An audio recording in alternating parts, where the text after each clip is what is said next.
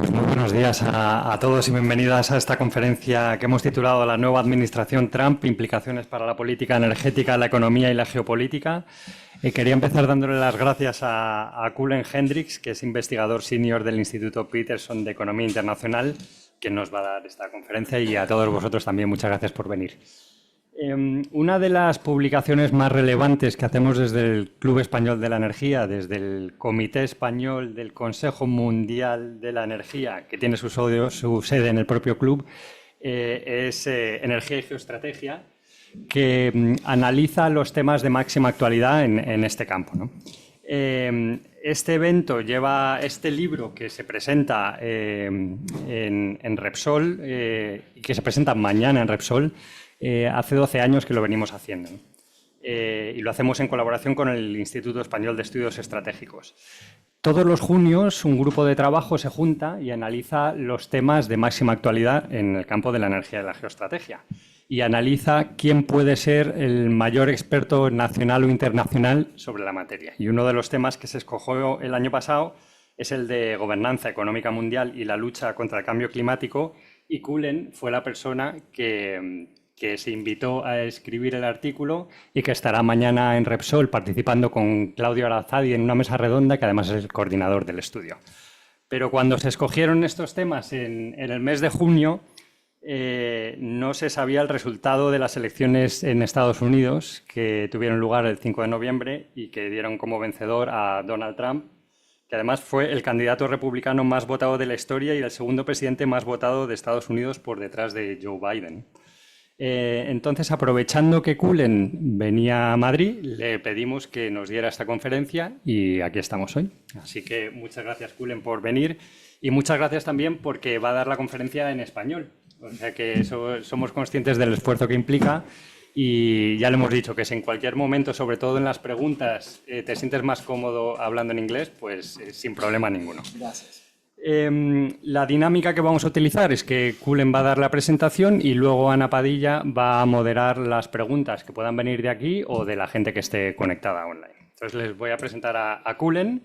Cullen Hendricks es investigador senior del Instituto Peterson de Economía Internacional, investigador senior no residente del Centro para el Clima y la Seguridad y profesor de investigación especialmente designado de la Red de Educación e Investigación sobre Paz y Sostenibilidad de la Universidad de Hiroshima.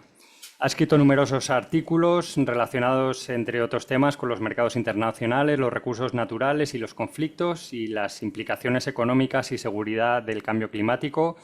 Artículos que han aparecido en revistas como Nature, Nature Climate Change, Biological Reviews y un largo etcétera. Ha asesorado organizaciones como el Banco Asiático de Desarrollo, el Consejo de Chicago sobre Asuntos Globales, el Consejo Nacional de Inteligencia, Oxfam America, USAID o el Programa Mundial de Alimentos, entre otros. Contribuyó al informe del IPCC de 2022, en el que evaluó las implicaciones del cambio climático en las amenazas a la paz y la movilidad humana. Tiene un doctorado y una maestría de la Universidad de California en San Diego, donde fue investigador del Instituto sobre Conflictos y Cooperaciones Globales, y una licenciatura del Kalamazoo College. Voy a parar aquí, aunque podría estar toda la mañana con el currículum que nos habéis pasado, que es muy extenso, y ya cuando quieras, Cullen, tienes la palabra. Muchas gracias.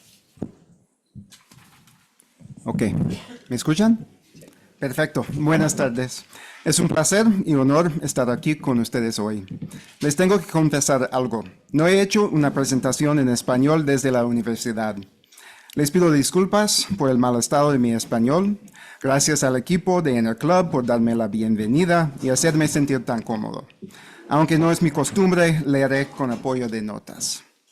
Yo trabajo en un centro de investigación en economía internacional, pero mi formación es en ciencia política y llegué al mundo de los think tanks tras una carrera académica.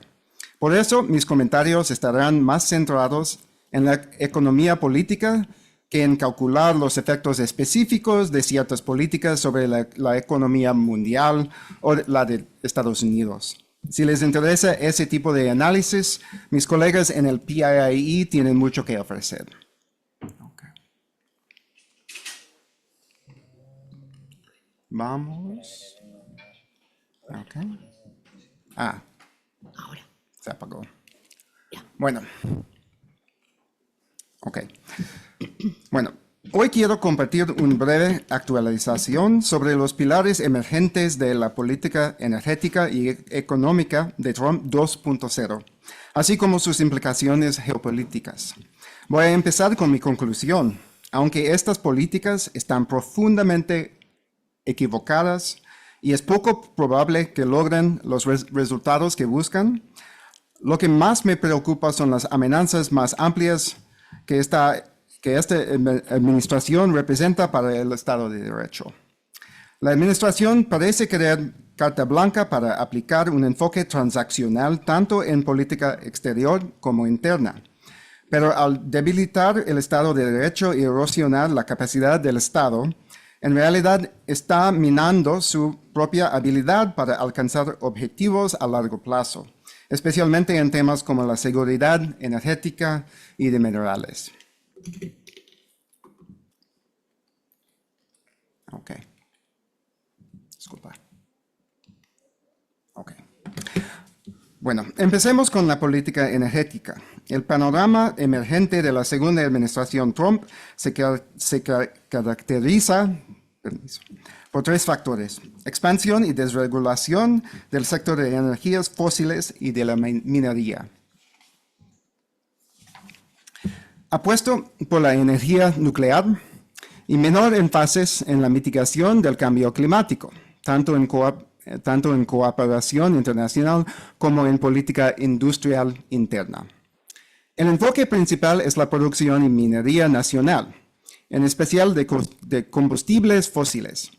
Esto refleja directamente la visión del mundo de Trump, transaccional, de suma cero, donde la fuerza proviene de la dominación y no de la cooperación o el liderazgo global.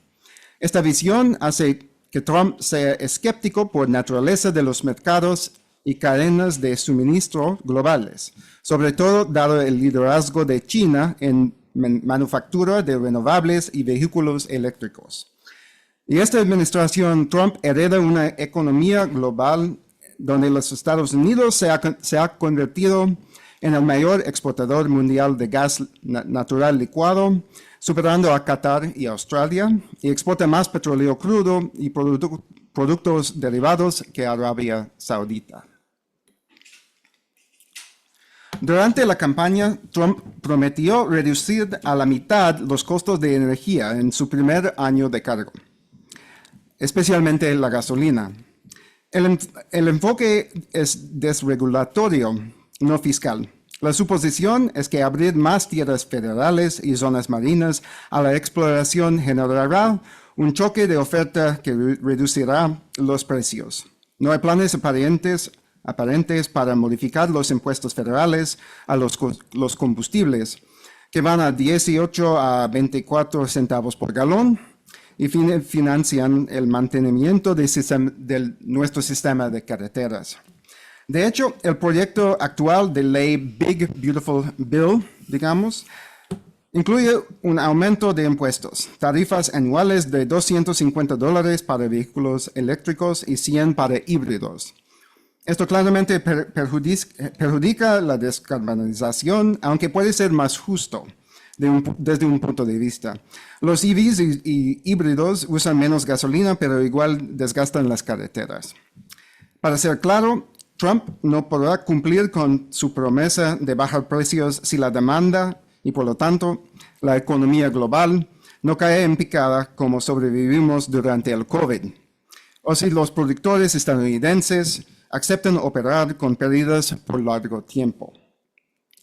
La desregulación se ha centrado en debilitar normas sobre emisiones de petróleo y gas, revisar o eliminar políticas contra el carbón y permiten que plantas de carbón eviten cumplir con normas sobre mercurio y tóxicos. También se ha permitido que el gobierno federal invalide normas estatales como los estándares de emisiones en California. Todo esto apunta a un cambio deliberado hacia los combustibles fósiles, a pesar de que los costos de renovables han bajado drásticamente. Texas, considerado bastión petrolero, lidera hoy en energía solar y eólica a escala industrial. Bueno, el segundo pilar es la inversión en energía nuclear, que no es renovable, pero sí libre de emisiones. Su huella de carbono por kilovatio es comparable a la eólica y representa apenas el 2.5% de las emisiones del gas natural. En mayo, Trump firmó 3 decretos para desplegar 300 gigawatts de capacidad nuclear neta para 2050 y construir 10 reactores grandes para 2030. Esto implica volver a la política nuclear de Estados Unidos de 1954 a 1978, antes del accidente de 3 Mile Island. De nuevo, el enfoque es desregulatorio. Los decretos buscan acelerar revisiones regulatorias y permitir mayores niveles de radiación ambiental, pasando de un modelo de tolerancia cero a uno de tan bajo como razonablemente posible, una norma mucho más flexible. También se espera que aceleren el despliegue de reactores pequeños y modulares. Queda por ver si los recortes al personal de la Comisión Reguladora Nuclear y del Departamento de la Energía por parte de DOGE afectarán negativamente la rapidez en aprobación de permisos por medio de incapacidad estatal. Volveré a ese punto en mis conclusiones. ¿Me entienden bien? Ok. Bueno, Bueno, las políticas económicas, ahora me voy a cambiar a platicar un poquito sobre las políticas económicas de los Estados Unidos. De la administración de Trump, que giran en torno a 3 principios básicos. Un desprecio por los marcos legales establecidos y los acuerdos comerciales multilaterales, en favor de un enfoque más discrecional y basado en negociaciones bilaterales. 2. Una preferencia para la protección del mercado mediante aranceles generalizados y de la desregulación, en lugar de políticas industriales focalizadas, con el objetivo de reactivar el empleo manufacturero en Estados Unidos. Y 3. Recortes fiscales insostenibles desde el punto de vista fiscal, aún más problemáticos por la incertidumbre en los ingresos provenientes de los aranceles, algunos de los cuales ya han sido bloqueados por tribunales federales. El primer punto es muy evidente. Desde el Día de Liberación, Liberation Day, decimos en los Estados Unidos, hasta los aranceles impuestos bajo la IEPA y a socios del TMEC como Canadá y México, la administración ha dejado claro que los tratados existentes no limitarán su comportamiento, o que cualquier límite tendrá que venir por orden judicial. Este estilo de negociación le da carta blanca al Ejecutivo, no solo para reescribir las reglas de comercio, sino también fomentar el rentismo y la corrupción. Más allá del impacto sobre la economía estadounidense, que depende de insumos y materias primas importadas, el resultado ha sido enfriar la inversión al nivel global. Desde el equipo de Trump se afirma que esta es solo una etapa de turbulencia antes de que lleguen los cielos despejados. Pueden ser que tengan razón, pero el desenlace no será el que Trump imagina. Yo creo que Estados Unidos irá marginándose cada vez más en el comercio de bienes, salvo energía y servicios. China, Europa y otros van a seguir adelante mientras que la economía de los Estados Unidos se encierra en una presión autoinfligada.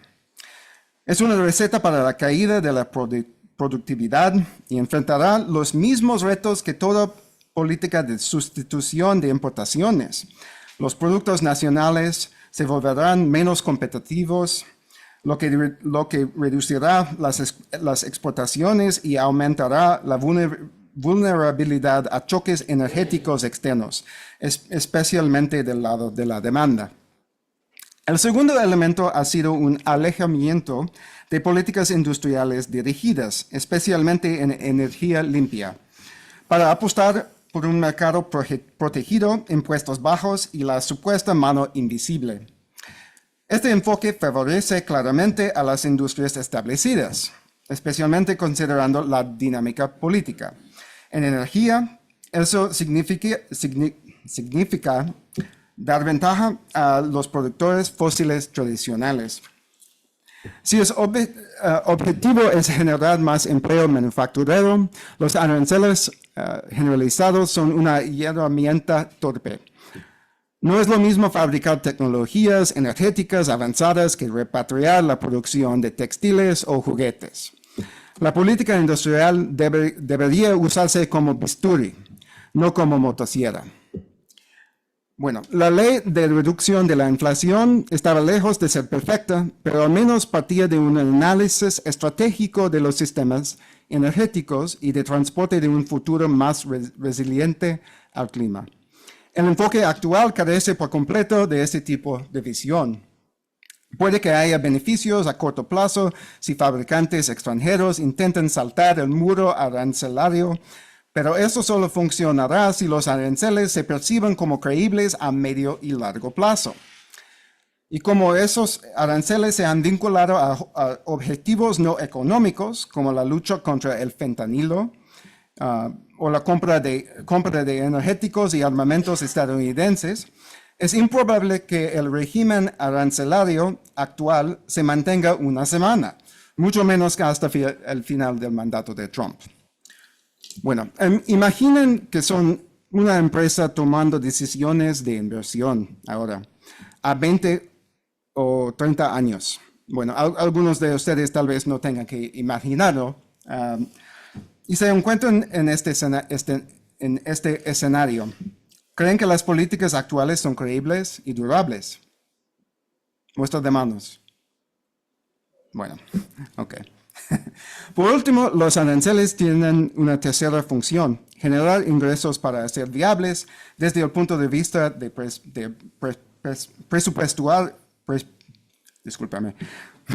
presupuestario, los recortes fiscales que desea Trump.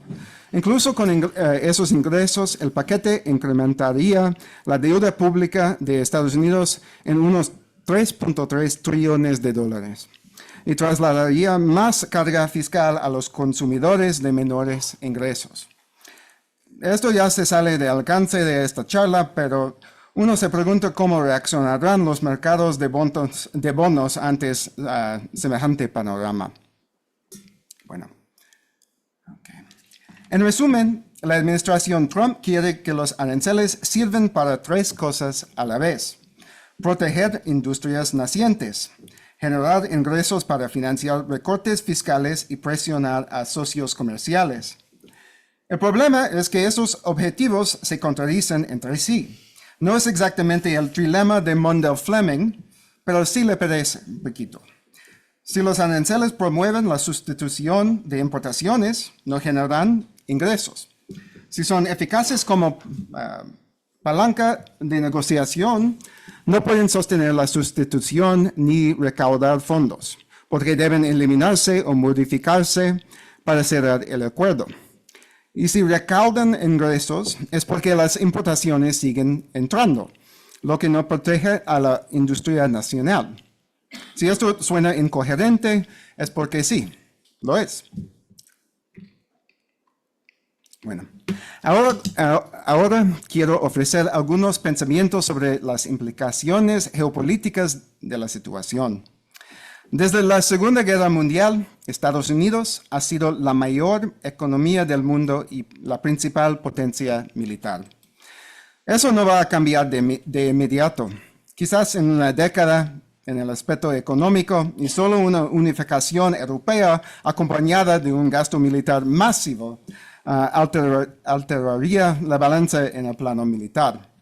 Desde esa misma guerra, Estados Unidos también ha jugado un papel central en la creación de la arquitectura de la economía global y el suministro de bienes públicos y el liderazgo por parte de las democracias avanzadas. Eso sí está cambiando y no creo ser el único que se siente desorientado por la velocidad del cambio. La visión de Trump sobre los Estados Unidos es muy distinta. Para bien o para mal, Trump no ve al país como una ciudad brillante sobre la colina, a shining city on the hill. Lo ve como una potencia hegemónica que ha sostenido por demasiado tiempo un orden internacional que beneficia más a otros que a los Estados Unidos. Yo no comparto esa visión, pero claramente es la suya. Ayn Rand es una de sus autoras favoritas y esta es su versión de Atlas encogiéndose de hombros, Atlas shrugging en inglés, deshaciéndose de las cargas que implica ser la mayor economía abierta y potencia militar del mundo. Geopolíticamente, podemos esperar una política de exterior dura y transaccional, donde el reparto de costos o el tributo, si prefieren un término más medieval,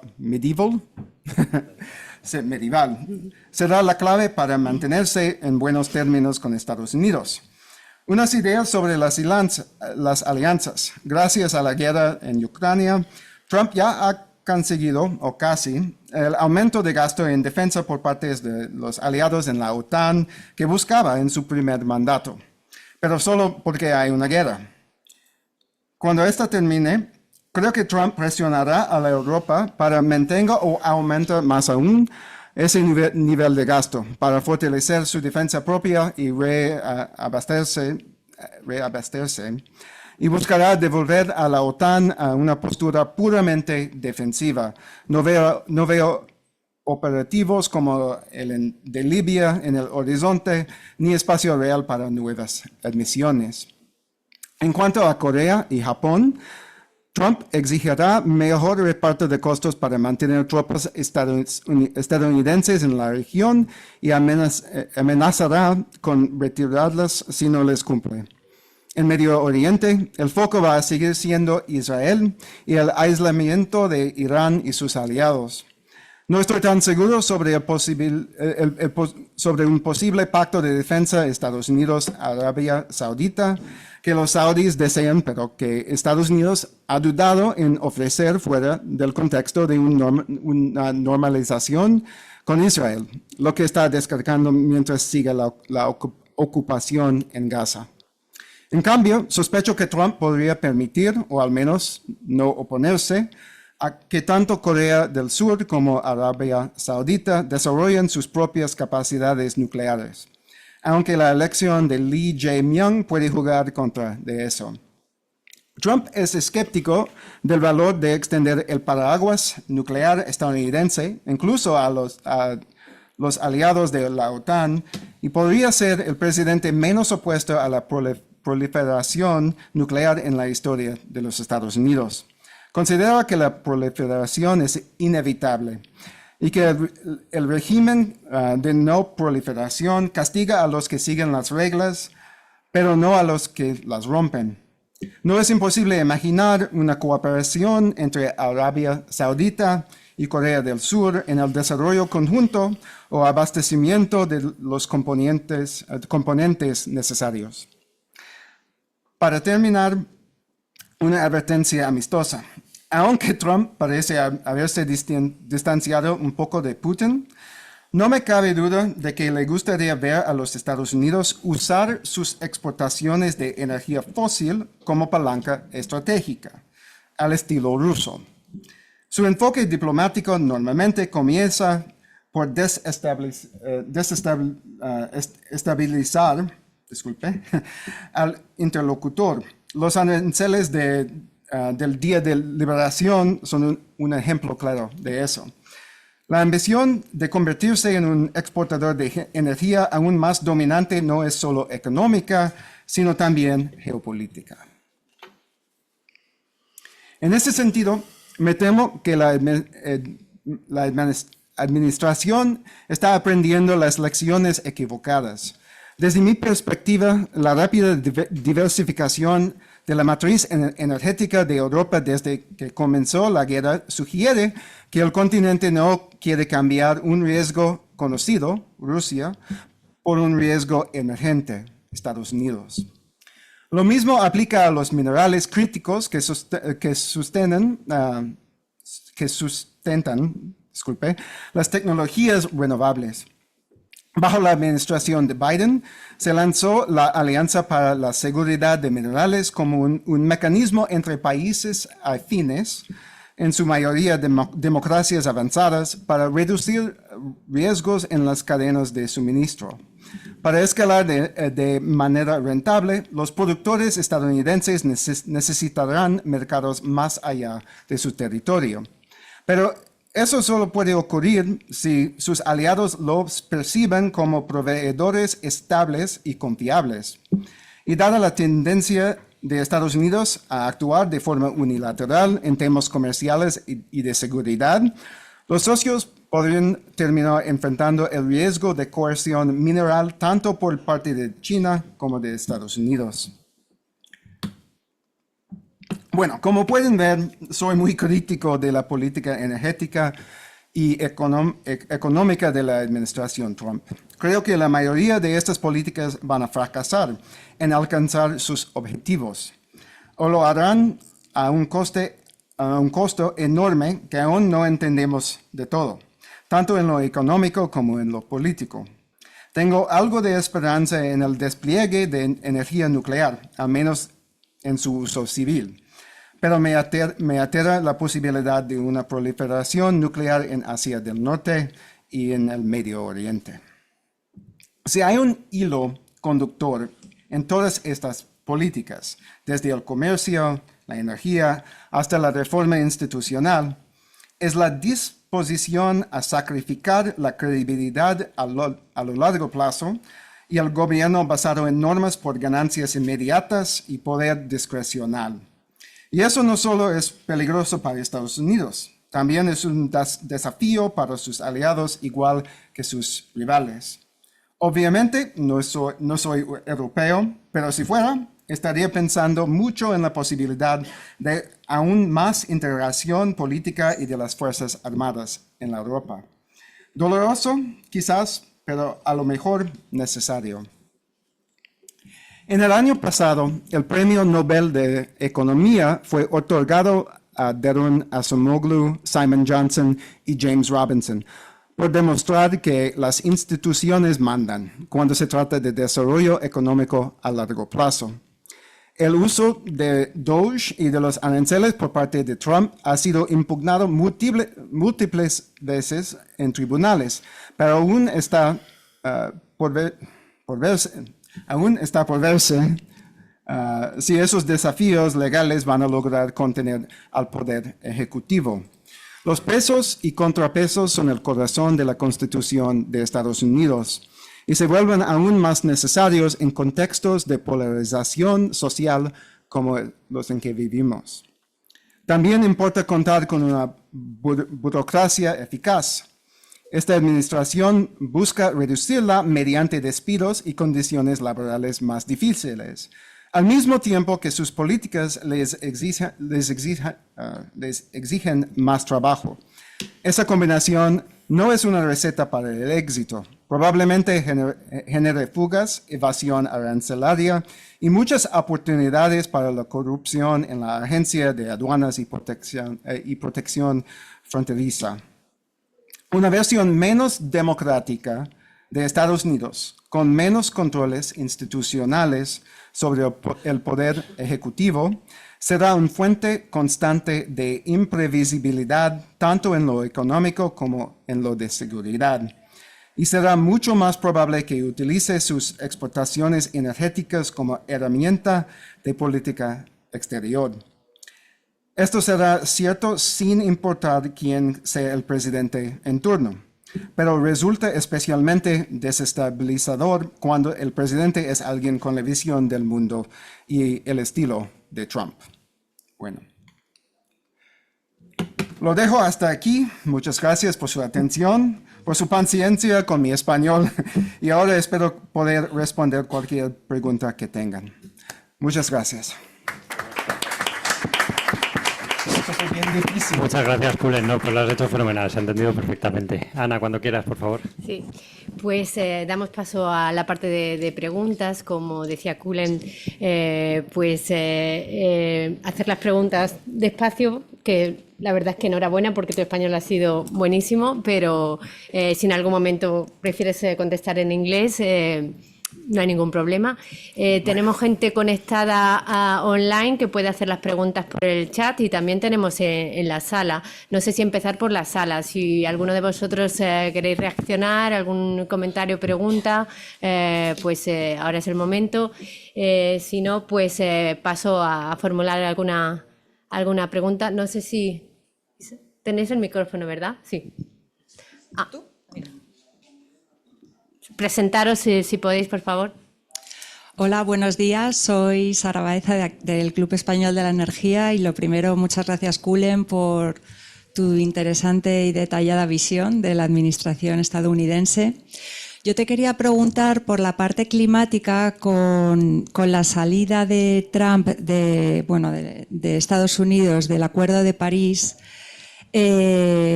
Sobre todo en el tema de financiación para países emergentes, pues cómo se va a poder esta situación revertir, este hueco que deja Estados Unidos, con quién o cómo podrá llevarse a cabo para continuar con estos compromisos climáticos. Gracias. Espero haberlo hecho despacio. Es una pregunta bien difícil, pero gracias de todas formas. A lo mejor doy mi respuesta en inglés. ¿Está bien con todos? Okay. Discúlpame. Okay, so this is a distinct challenge that we face now. The United States has clearly taken a huge step back from international cooperation in fora like the IPCC, but then also in the Paris Accords. And I don't see that changing until we get a change in administration. At the same time, there has been a significant retrenchment of development assistance, which is not going to be made whole, but I don't think, by any sort of concomitant increase in other types of aid, which would be primarily military. Although I do anticipate that the Trump administration will want to lead with that, if for no other reason than they can use that to encourage use it as a form of tide aid so that they come back and purchase weapon systems from the United States. An interesting observation is that the United States economy, if it continues down this path, is going to start looking much more like Russia's, where their most competitive exports are going to be fossil fuels and military equipment, which would obviously be bad, I think, for the dynamism in the of the U.S. economy. Okay, so how do we fill this gap? Well, I don't think that we can rely on the development banks or the IMF necessarily, because the second order problem is the fact that the United States is a major donor to both of these fora. And they will attempt to exert significant control over the ways in which those kind of funds would be used, as well as the level of support that they will give to them. Europe finds itself in challenging economic circumstances, and given the expected increases in defense spending, including the ones that Trump has called for, this 5% target, which I think is probably too much, but there's not a lot of fiscal space, I think, for Europe to fill that void. So who does that leave? Well, that leaves some of the powers in the Middle East, who are relatively flush with cash.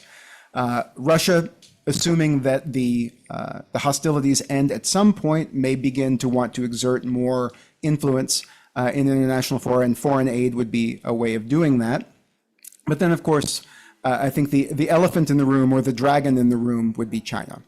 And this is, even if you're not interested in development assistance or assistance for climate adaptation and mitigation, historically, conservative presidents in the United States have been interested in the role that development assistance plays in fomenting sort of support for the United States in international fora. This is something that China is clearly replicating in its foreign policy, and I think it stands to potentially move into that spot. And we may be facing a very uncertain future in which, the IMF and the World Bank are going to be looking for a new address in short order. I don't think that that's entirely likely in the next 4 years, but I haven't been sufficiently pessimistic so far. I hope that was in the manner of answering your question. We will discuss that topic in greater detail tomorrow if you're available. Gracias, Julian. No, ¿de qué? We have a question in the chat, and it's in English, so I am okay. Yeah, it's first they're saying excellent exposition. What do you think will happen with the One Big Beautiful Bill regarding the IRA tax credits for the clean energy, especially with hydrogen? Yes. 45 will go through the Senate and the vote. Won't that hurt the Republican states that do the benefit from this kind of credits? Okay, yes. So the many amendments to the IRA, which is probably the most significant piece of industrial policy the United States has engaged in since, at least since the Cold War, potentially since the Great Depression. A lot of the elements of that are likely to change if the Big Beautiful Bill passes in unamended form. To begin, though, hydrogen will not be one of those. So that I think that there will continue to be credits available for nuclear deployment, which is very consistent with the administration's priority, but also hydrogen. I think hydrogen is sort of the frontier energy source of today and probably tomorrow as well. I think it's going to continue to be a frontier energy source, especially if we are going to try to deploy it in a way that is climatically responsible. Because the energy for the creation of the hydrogen fuel has to come from somewhere. And in the United States, it's likely to come from fossil sources. What we are likely to see if the IRA passes in its current form is essentially not a zeroing out, but a much shorter window during which the tax credits, which are the primary vehicle that has catalyzed so much inward investment into the United States in green energy and the production of EVs, those are likely to sunset much earlier than they would have, and you're likely to see a direct and full repeal of the consumer tax credits. So the tax credits that are available for installing solar at your home, or the tax credits that are available for purchasing an electric vehicle, either new or used. I think those are going to be off the table. I'm less certain about what the IRA holds for critical minerals. I think that it's possible that instead of any changes to the actual legislation,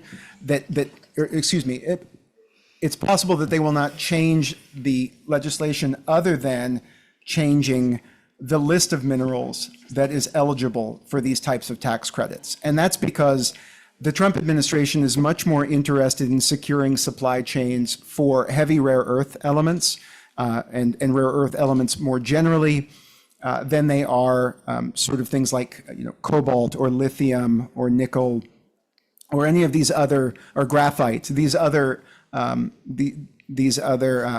elements that are important for deploying renewable energy.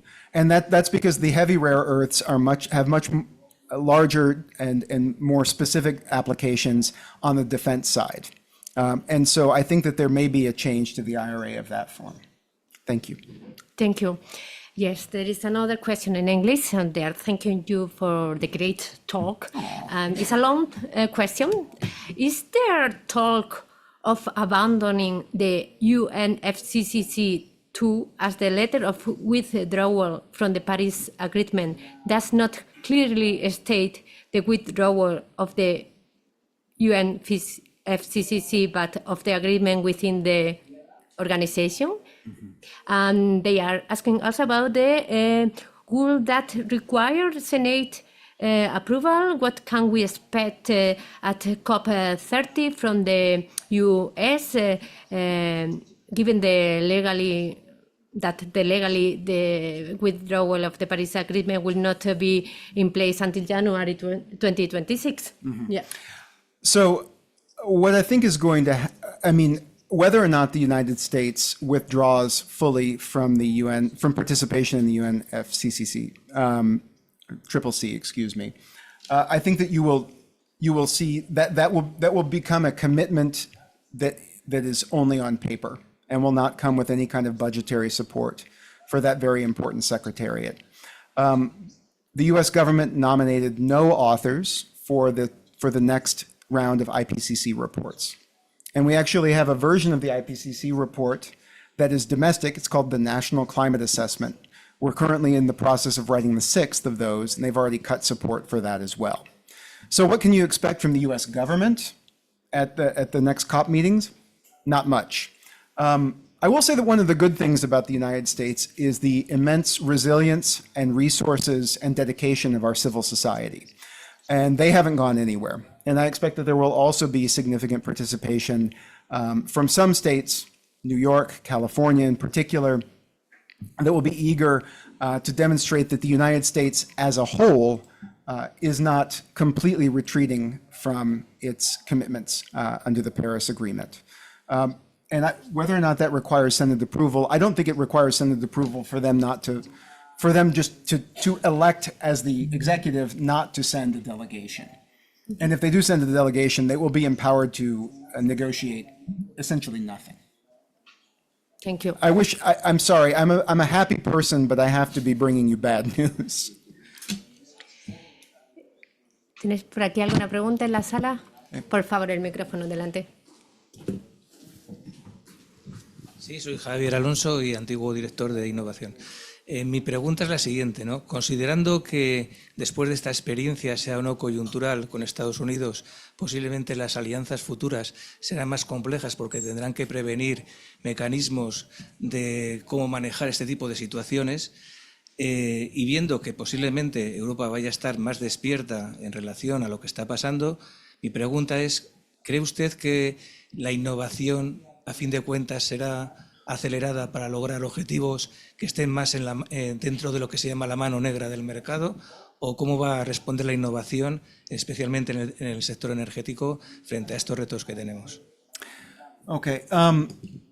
So this is something, if I understand your question correctly, you're asking about the climate for innovation in the United States, but also its implications more globally, right? So I think one of them is that, the United States is not just in the process of defunding its activities in the climate space, it's also launching something of an attack on higher education, which has been a strength of the United States for a long time and has been a huge contributor to the dynamism that we have in our economy.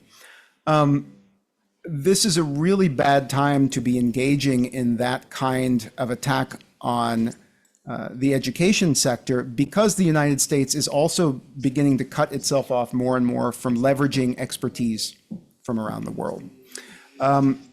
There are single schools. I'll just give you an example. There are single schools of mining in China, one of dozens, that graduate more mineral engineers in a year than all of the schools in the United States graduate. And they have dozens such schools. This is, I think, one of the biggest challenges that the United States has, is it's trying to divorce itself from dependence on the global economy at the same time that it's trying to stand up these new industries in, say, critical mineral processing, in which it has very little expertise, and the expertise that it does have is fairly far from the technological frontier.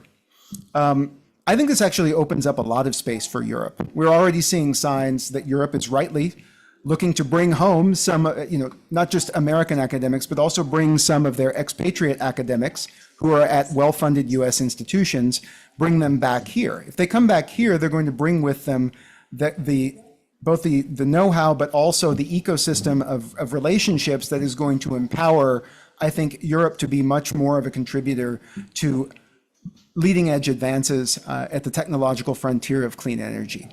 So I think that, if the economic challenges Europe is facing currently, if those can be addressed, and I'm not the person you want to ask about how those should be addressed, if those can be addressed, and if the war ends, I think that Europe will be in a very good position, potentially in closer collaboration with China, to lead in this arena. And it will be the United States' loss, both in terms of the intellectual capital that we have, but also the access to the technology that will allow us to power a cleaner, less expensive future. And that will be bad for the United States. A ver, ¿está bien? Okay. Muchas gracias. Tenemos ahora una pregunta también relacionada más con la sociedad americana, ¿no? Okay. Has hablado de la polarización Sí. y bueno, pues un poco saber el grado de apoyo que se está teniendo, ¿no? Por parte de la sociedad y si se aumenta, se ve allí ese aumento de la polarización dentro del país. No sé si nos puedes comentar algo al respecto. Sure. I mean, this actually brings me back more to my training as a political scientist. So, yeah, this is probably as polarized as the United States has been since the run-up to the U.S. Civil War, and potentially during what we call Reconstruction. Reconstruction was just the period after the Civil War during which the federal government occupied, essentially as hostile foreign territory, the southern United States. There are a variety of causes for this, but one of the, I think, challenges that is particularly acute in a context like the United States, where we have majoritarian electoral systems, is that in the context of polarization, there's no room for third parties to move in to adopt kind of consensus positions. It also means that there is a very kind of hard floor for the kind of support that President Trump can expect.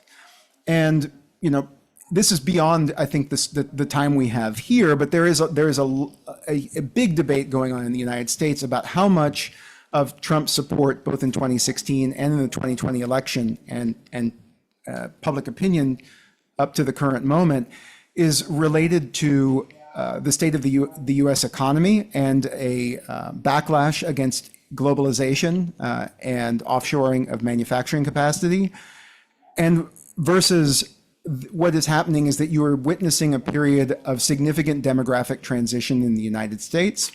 And like many other countries in which there has been relative demographic decline in the dominant, or at least largest, ethnic group, white people in the United States are not an ethnic group. We tend to think about these issues in terms of race, not ethnicity. But the dynamic, I think, is similar. How much of it is driven by fear of the loss of essentially white American hegemony in the public sphere? Now, the problem, I guess the challenge with that is that what that suggests is that changes in economic, if you believe that it's more related to the second part, if you think that this is more about identity and less about economic conditions, then it implies that there really are not going to be a lot of disciplines in terms of the support from Trump's base related to economic policy. He campaigned on a platform of tariffs. If he turns his back on the tariffs, many of his supporters will construe that as him playing a version of three-dimensional chess, that this is all part of his negotiating strategy. It's actually quite cagey on his part. He's managed to craft a public persona in which virtually any action that he takes is consistent with his base's expectations about what it is that he is going to do, no matter what it is that he does. And I think that means that the polarization is likely to stay for a while. And I'm honestly not sure how we are going to be able to claw that back. I'm very concerned about that. Okay. Yeah, clear. There is something you mentioned during the presentation about critical minerals, no? Mm-hmm. And before there was I think a kind of alliance with the administration. Yeah, mineral security partnership in English. So. Yeah. Okay. Yeah. They're asking about the policy in this area of critical minerals, and in particular the agreement with Ukraine and the interest for Groenlandia. Could you explain a little bit about those? Yeah, I mean, my take, and I have a piece that I published in Barron's a while back. It's in English, but you know, most of you can read that pretty easily. And my take is that the Ukraine deal is more about the optics and the need for Trump to be able to satisfy the imperative to have gotten something in return. This is what I was trying to refer to as his transactional mode of politics.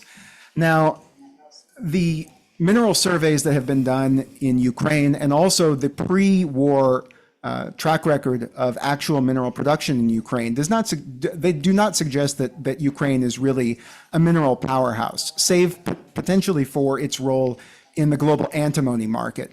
And that's an important market. I don't want to minimize that because it's critical because there are export controls on antimony from China. Antimony is used significantly in munitions and also ammunition. So it is important for the defense industrial base. But even if the war were to end tomorrow, the minerals that would be exploited, the antimony that would be mined, most of that would not come online for at least 15 to 20 years. And that is actually a fairly optimistic assessment. Similarly, right, you have this interest in Greenland. There are reasonable security interests that the United States has with respect to Greenland. I think that the critical mineral aspect of it is actually a bit of a red herring. It's a buzzword in Washington currently, and so I think it generates a lot of political currency to talk about critical minerals in the context of Greenland. I think it's more about anti-submarine warfare than it is actually about critical minerals. But there, the outlook for actually being able to exploit them, I think, is significantly diminished. It is an incredibly challenging it will be an incredibly challenging operational environment for mining companies to set up shop and produce in Greenland. Despite the fact that there are relatively high prices for some of these critical minerals, in particular some of the heavy rare earths, the margins in this industry are tiny. I mean, many of the Chinese producers who are exporting and who've been consolidated under 2 or 3 state-owned enterprises are essentially operating at losses right now, even with these kind of high prices. I mean, that's both an effect of and a cause of China's interventions in the market. But it is to say that it is very hard for me to imagine a lot of mining companies, in particular Western mining companies, who are expected to have quarterly earnings calls and have shareholders and have public accountability, to want to invest a lot of money in an operating environment like Greenland, especially given the volatility in this market. It's one thing if you have relatively stable projections of what demand is going to look like moving forward, and we have that for lithium, I think, at this point. For most of the other critical minerals, we're only now confronting for the first time the need to potentially substitute away from them. And so I think that there's going to be a lot of, this is getting back to the point that you raised earlier, there's going to be a lot of innovation away from some of these materials and toward much more abundant ones. And I think you're already seeing that in the battery space with the transition from the nickel, manganese, cobalt kind of battery pack to LFP, and even the next generation, which would be sodium ion and solid state, right? All of these innovations, it's increasing the energy density and the effectiveness of them, but what it's really doing is saying you're not going to have to worry about mining in Congo, and you're not going to have to worry about Indonesia's industrial policy with respect to nickel in order to satisfy your needs. There's also a DRC, I mean, I could go more into the DRC story, which is something I've spent some time thinking about, but I'll stop there. Hopefully I've answered the question well. Thank you very much. No sé si tenéis alguna pregunta más en la sala, sí, por favor.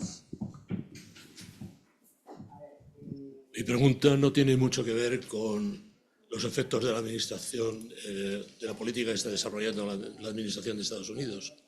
A mí me preocupa un poco más lo que está pasando en Europa y me preocupa con las políticas de Pacto Verde que está desarrollando la Unión Europea.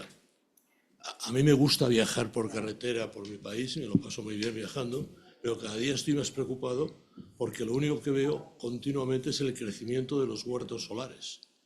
Y de vez en cuando vuelo por encima de España, lo que veo es una infinitud de máquinas de estas de generación. Windmills, ¿sí? Sí, sí. Okay. Y lo que me preocupa es que esto está teniendo una dinámica dramática y se están sustituyendo campos que producían aceite por campos que están produciendo electricidad y desde mi punto de vista, solo innecesariamente. ¿Cuál es la opinión de su instituto en este tema? Well, I speak for myself. I mean, I am a representative of the Peterson Institute, but the Peterson Institute is very diverse in terms of our viewpoints on these types of issues. So I'm not speaking for the Peterson Institute, I'm speaking for myself. I mean, for my part, that's probably a trade that I'm willing to make, although I happen to live in a country that is extremely land abundant. My wife is from Kansas. Have any of you ever been to Kansas? No? Okay, one of you has been to Kansas. If you've driven through Kansas, one of the conclusions that you will come to relatively rapidly is that it is very windy and it is incredibly depopulated. We have that luxury of having a lot of land to throw at these kinds of problems, actually. In fact, I think I mentioned in my talk, right? Texas that's oil. I mean, it doesn't get more oil country than Texas. Yet it also leads the country in the deployment of solar and wind, precisely because it's very land abundant. I guess my thought is that while I too like an untouched, I guess, view or vista of nature. But that is the nature that we're looking at is going to be significantly degraded over time if we are not able to get control of emissions, or there's some breakthrough technology in carbon sequestration. I should have mentioned also that the tax credits for carbon sequestration in the IRA are very likely to endure. I don't see those going anywhere. But in general, my perspective is that is one of those costs that I think people are entitled to different opinions on this, and I respect yours. But from my perspective, that's a trade-off that I'm willing to make. Gracias, Cullen. Parece que hay otra pregunta en la sala. Yes, Sí. one question. In terms of energy policy, I believe that most of the changes from Trump administration, they are still ongoing. Okay, I understand that your opinion, your vision about which are going to be the results of those policies. Definitely, they are very in opposition of most of the measures. But in fact, only some months have happened. I would like to point a couple of comments, especially regarding that main change is that in terms of energy policy for the Trump administration, climate change is out. This means that federal funding for climate change initiatives or international projects such renewables, carbon capture, electrical vehicles is out. We saw in this recent budget for this year that with the, probably you know, this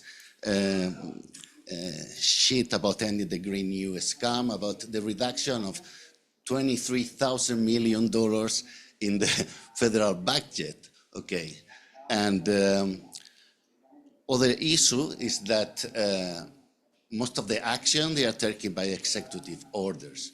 I would like to say that, of course, it's going to be a long regulation and regulatory process afterwards, but nowadays the main point is the uncertainty. But still, only a few months have happened since Trump administration got in. And just coming the last question into the LNG and the American policies. In fact, the US energy output was already at maximum highs with the Biden administration. Trump didn't do anything else than issue, well, he already made an authorization for more 5 LNG from free trade agreements. And we're happy in Europe that we are going to be able to receive more options than to have that Russian gas. Okay, so well, just would like to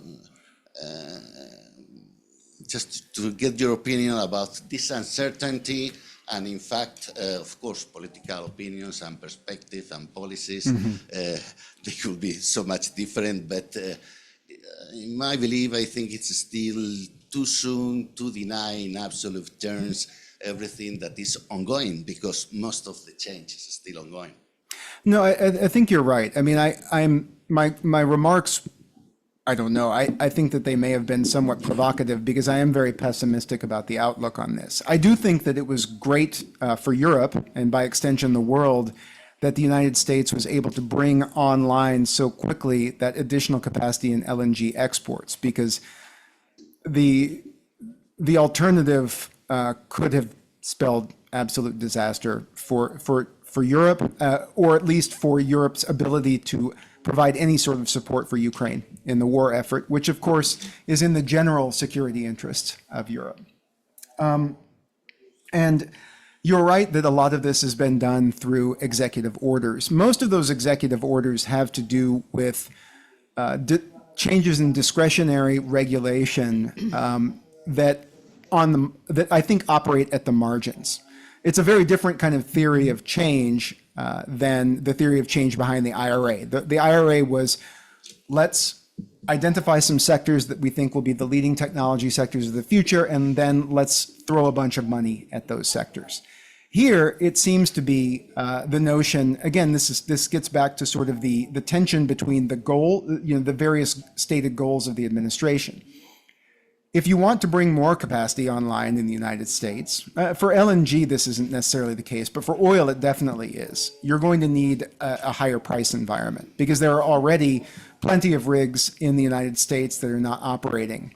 So we're operating at lower than absolute capacity. And I actually have a good friend who is an exploration rig operator, and he hasn't been working as much as he had historically. But how are you going to be able to encourage that if at the same time you want to bring gasoline from $3.25 a gallon in the United States to get that to $1.87? These goals are operating at cross purposes with one another.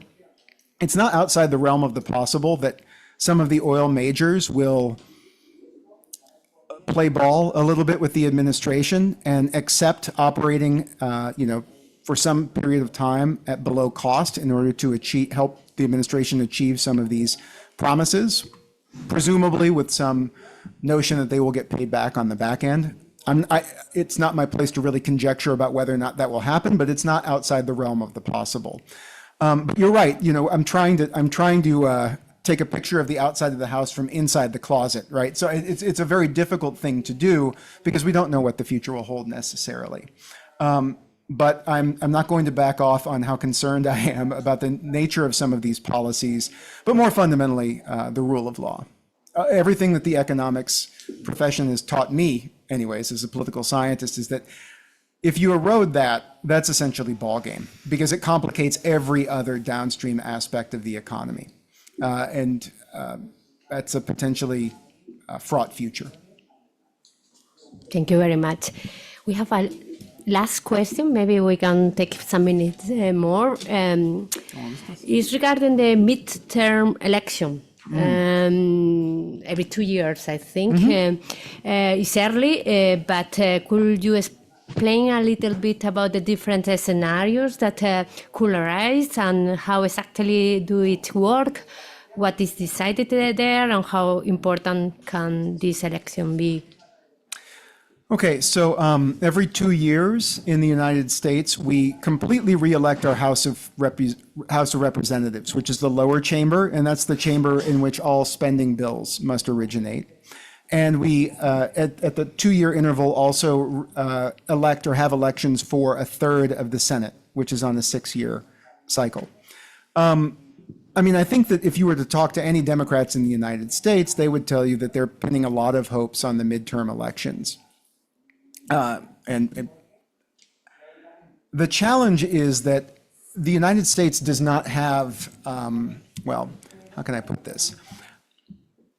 So I actually learned Spanish to the extent that I speak Spanish when I was living in Mexico and studying the creation of their IFE, the Instituto Federal Electoral, right? Which is a national organization or institution that oversees the elections. The United States does not have one of those. The states operate their elections independently, and many of the, essentially the decisions that determine the specific boundaries of congressional districts and then districts for representation at the state level are decided by the politicians themselves. And what this has done in both Democratic and Republican kind of stronghold states but I would say empirically more in Republican states, is that it has allowed partisan actors to redraw the electoral map to create a lot of safe districts, so that we actually get very little turnover in the House of Representatives.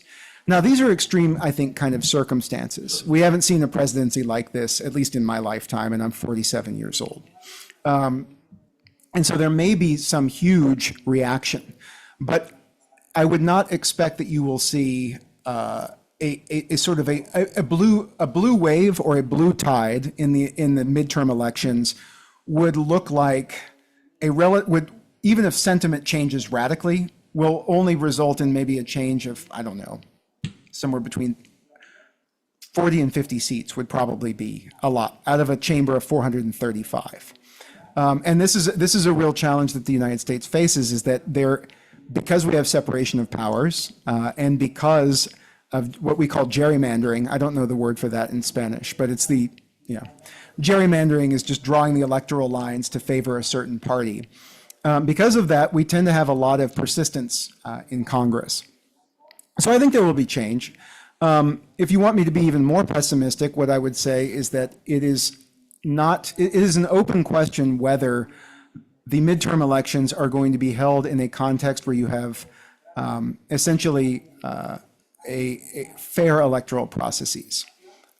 Simply because I don't know that there are going to be a lot of actors at the federal level who are going to be empowered to ensure that the elections are conducted fairly, which is a power that the federal government has had at least since the 1960s as a result of the civil rights movement.